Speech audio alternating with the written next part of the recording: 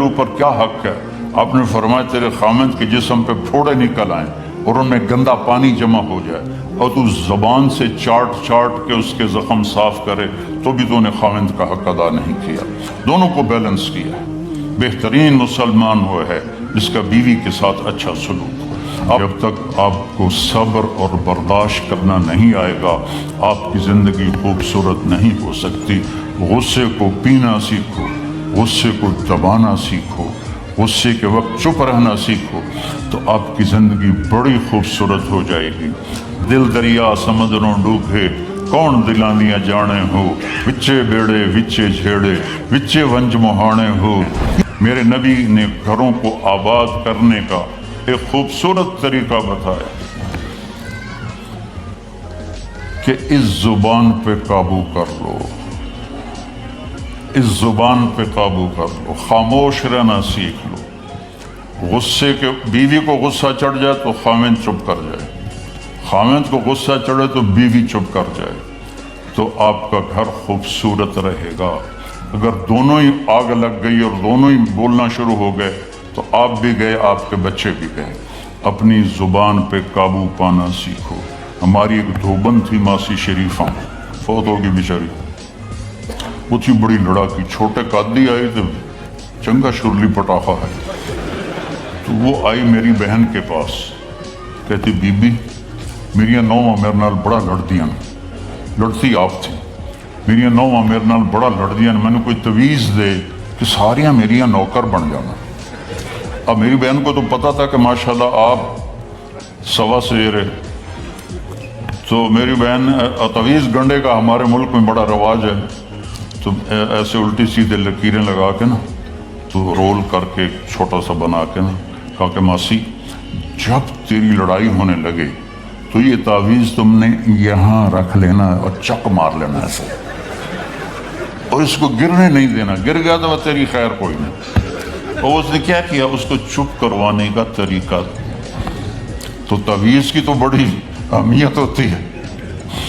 تو ایک ہفتے کے بعد آ گئی، بی بی تو بڑا چنگا تویز دیتا، ساری لڑائی ختم ہو گئی کیونکہ ماسی شریفہ چپ ہو گئی۔ تو یہ سب ان عورتوں کو بھی تعویذ دیتا ہوں، ماسی شریفہ والا آپ کو بھی دیتا ہوں، ماسی شریفہ والا تعویذ لے لو، آپ کی زندگی بڑی خوشحال ہو جائے گی۔ اللہ کی قسم، جھک جانے میں جو عزت ہے وہ سر اٹھانے میں نہیں ہے، چپ رہنے میں جو سکون ہے وہ جواب دینے میں نہیں ہے۔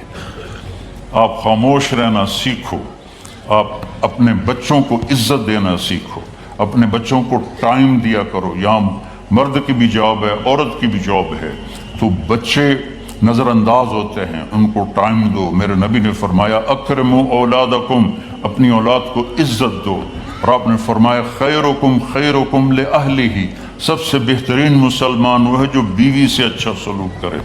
اور ایک عورت نے پوچھا یا رسول اللہ میرے خامند کا میرے اوپر کیا حق ہے؟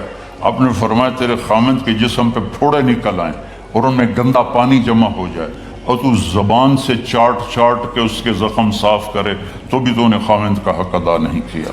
دونوں کو بیلنس کیا ہے۔ بہترین مسلمان وہ ہے جس کا بیوی کے ساتھ اچھا سلوک ہو۔ آپ نے 11 شادیاں کی، یہ شوق کی نہیں تھیں، یہ اللہ کے حکم کی تھیں اور ہمیں زندگی سمجھانے کے لیے تھیں کہ آپ یہاں رہو یا کہیں اور جگہ رہو، جب تک آپ کو صبر اور برداشت کرنا نہیں آئے گا آپ کی زندگی خوبصورت نہیں ہو سکتی۔ غصے کو پینا سیکھو، غصے کو دبانا سیکھو، غصے کے وقت چپ رہنا سیکھو تو آپ کی زندگی بڑی خوبصورت ہو جائے گی، بہت حسین ہو جائے گی۔ زندگی اندر ہے، باہر نہیں۔ اب روز رائس میں چڑھ کے کوئی اچھی زندگی نہیں گزار رہے، لائف تو اندر ہے۔ دل دریا سمندروں ڈوبے کون دلانیاں جانے ہو، وچے بیڑے وچے جھیڑے وچے ونج مہانے ہو۔ یہ اندر ہے، لائف اندر ہے۔ اور کیا لطف انجمن کا جب دل ہی بجھ گیا ہو، جب اندر بجھا ہوا ہو تو پھر باہر کی چیزیں کوئی مزہ نہیں دیتی۔ عاصم کے مرنے کے بعد ہمیں کوئی شے اچھی نہیں لگتی، حالانکہ لائف ہر نعمت موجود ہے، سب کچھ موجود ہے۔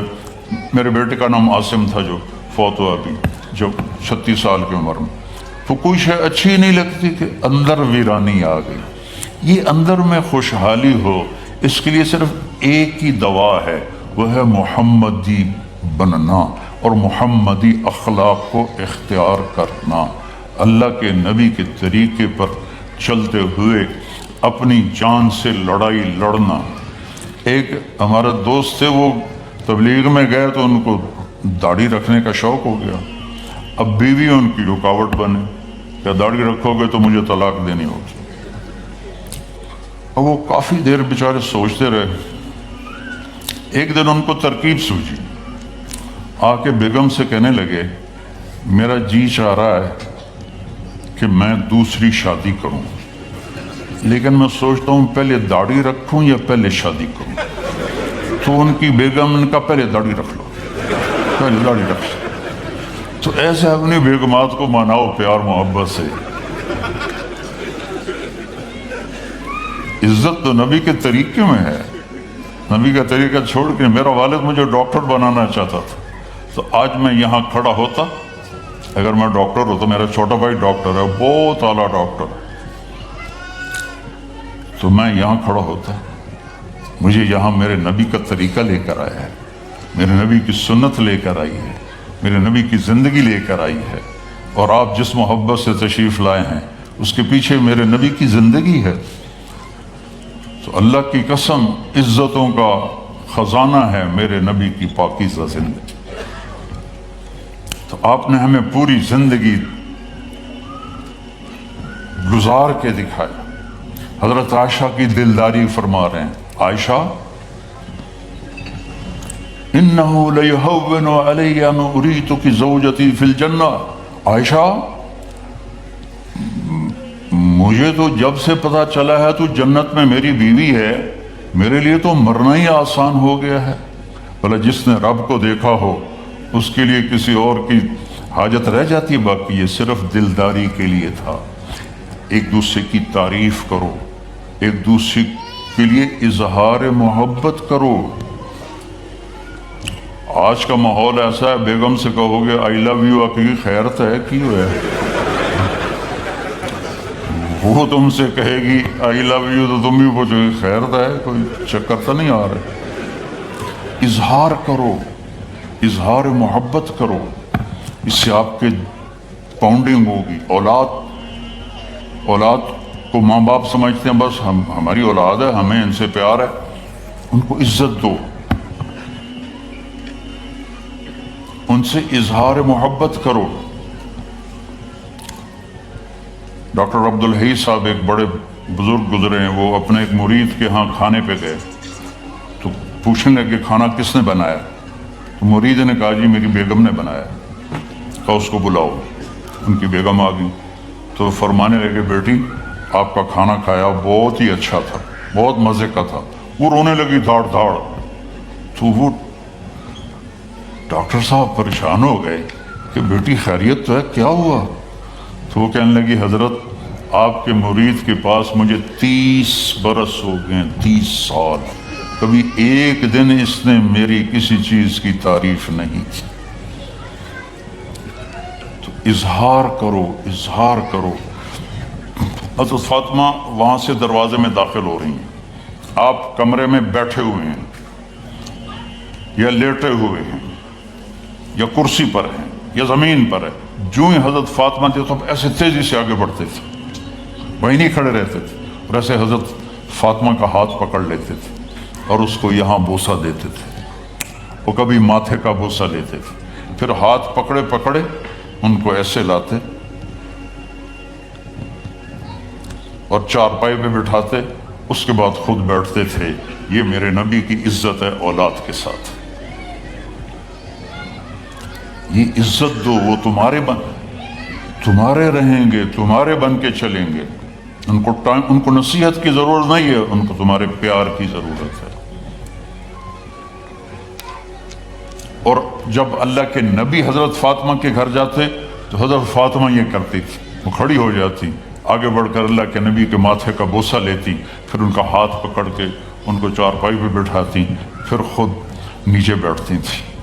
تو اظہار بہت بڑی دوا ہے، بہت بڑی غذا ہے۔ انسان محتاج ہوتا ہے اچھے کیے کہ وہ تعریف چاہتا ہے، خوشامد نہیں ہے، خوشامد حرام ہے، اور تعریف واجب ہے کہ اس کی حوصلہ افزائی کرو۔